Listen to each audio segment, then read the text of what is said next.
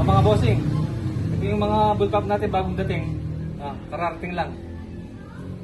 Papakita ko sa inyo, no? Dalawang klase yung ano niya, ang itsura. Isang 20, ito 24 inches to. Mahaba yung tangke na medyo payat. Medyo payat siya, pero mahaba siya. 460cc. Pero 24 inches ang barrel niya. Ito yung 500cc. Ito ka. 500cc, 21.5 inches. Pero mataba yung tangke niya, mataba kesa dito. Ito, napakaganda, oh. Pakita mo dito. Naka carbon fiber na shroud. Adjustable yung ano niya. Yung rear yan.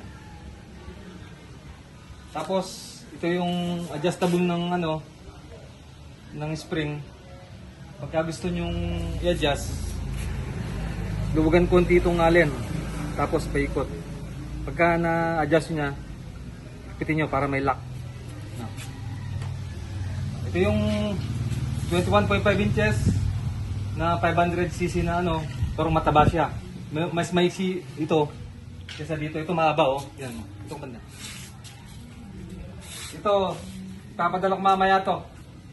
Yung mga naka-reserve, yung iba bukas ko i-ship yung tatlo ngayon, today. Tapos sunod-sunod na. Hindi ko kasi may sabay-sabay kasi sinesetting ko muna, tinutuno ko muna bago papadala. Yung scope pala, ito, mga Markul.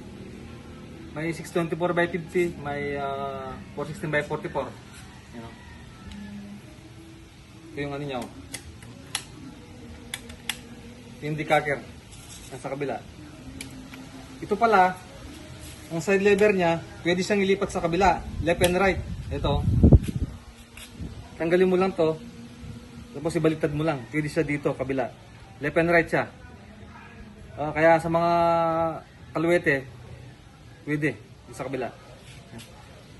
Naka ano to, 3,000 ang input maximum, saka yung 1.8 yung output niya. Napakaganda, oh. Meron pa akong ilang natitira. 23 pieces ito. Ano pa yata? 7 pieces pa. Lahat ito naka-reserve yung iba. Ito. Ito may mga may-ari nito. Ipapadala ko mamaya. Ito yung ano. Ito palang violet. Purple. Meron din green. Ganda.